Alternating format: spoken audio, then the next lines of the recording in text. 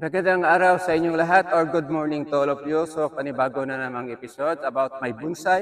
At saka ang i-share ko sa inyo, papakita ko sa inyo yung mga bonsai ko na hindi ko pa naalutan. Then alutin, gupitin ko ito tapos i-share ko sa inyo kung anong itsura niya sa hindi pa siya naalutan. So ito yung ito yung itsura niya sa bonsai materials ko na hindi ko pa nagupitan.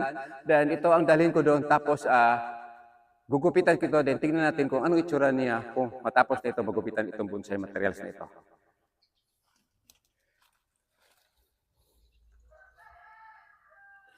So ngayon, nakita ko dito sa ilalim na nilusot ng ugat. So para makuha ko ito, kailangan ko ng gunting. So, cut muna tayo, tapos kuha ko. May dala na akong isang gunting. So, naputol na may interruption dahil hindi ko na alam na naglusot na pala itong dito, rot. So, medyo malaki-laki itong lumulusot. So, ito ang itsura sa bonsai na hindi mo asikaso.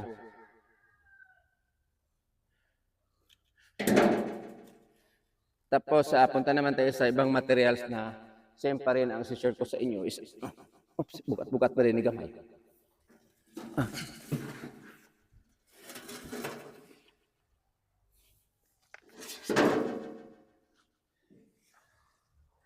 So, dalhin ko doon tapos hindi ko makarga itong dalawang materials kasi dako ra kayo ang nailagyan din.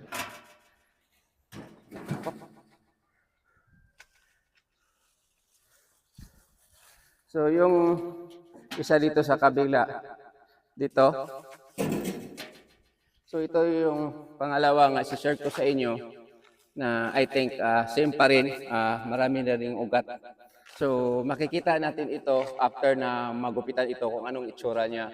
So, ang purpose ko nito is pa-wild sana. So, ganito yung kadami yung mga bonsai materials ko dito sa aking paligid. So, babalikan ko na lang ito. Iuna ko munang ihatid yung nasa wheelbarrow.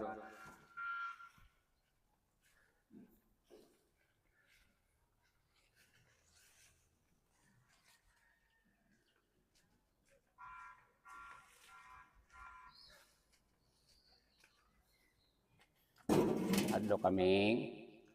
So, medyo may kalakihan na ng kaunti. So, itong bonsai materials is matagal na ito sa involved ko lang.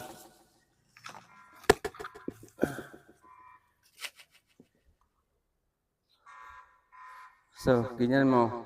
So, ilang years ito. Tapos, try ko kung anong magagawa ko, kung maging maganda pa ito. Tapos ko magupitan.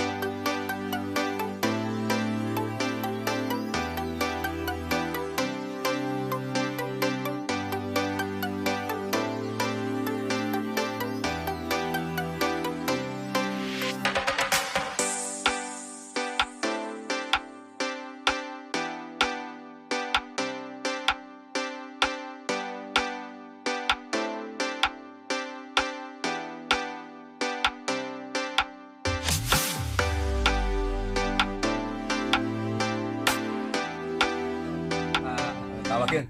Naporma na ako pero I need to defoliate this one kasi malaki yung mga dahon. Gusto ko sana lumiliit itong mga dahon. Tapos pahinto muna ako sandali kasi magpasundo yung anak ko doon sa eskwela nila. Tapos pagbalik ko, tiwason ako na siya og defoliate. Dan pakita ko sa inyo kung anong itsura niya ng madipulit niya. Tapos then ibibidyo ko rin palapit ito kung anong itsura niya. Although makita naman ninyo yun ang itsura niya, yung nagupitan na medyo nahasway na siya gamay. Tapos maganda na siya ng kaunti. Then pag madipulit ito tapos mag-produce ulit ng panibagong dahon, I think maging maganda kasi pula yung dahon ito because it is a red ficus. So cut muna tayo, punta muna ako doon sa proper or sa city.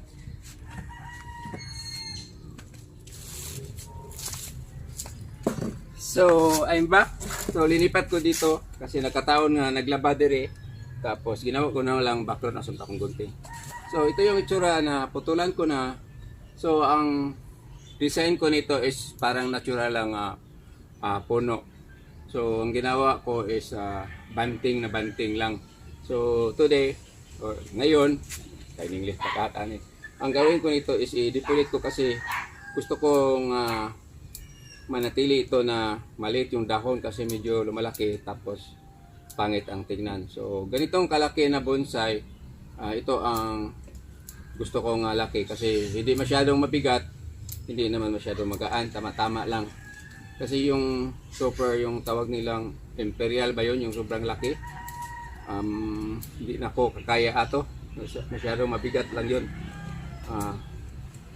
So deposit mo na, then after this back to doon na naman kung saan siya nakapatong.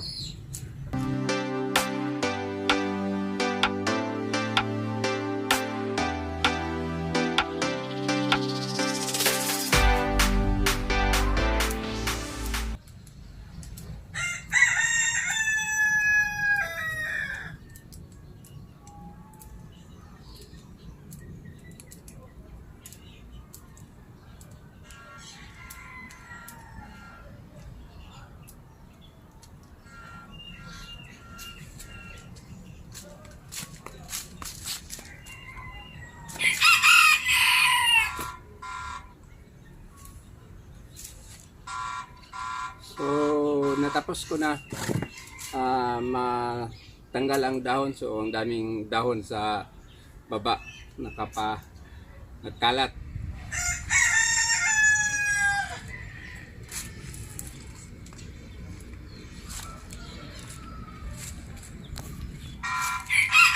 So ito na ang itsura sa aking bonsai materials, which is the red ficus.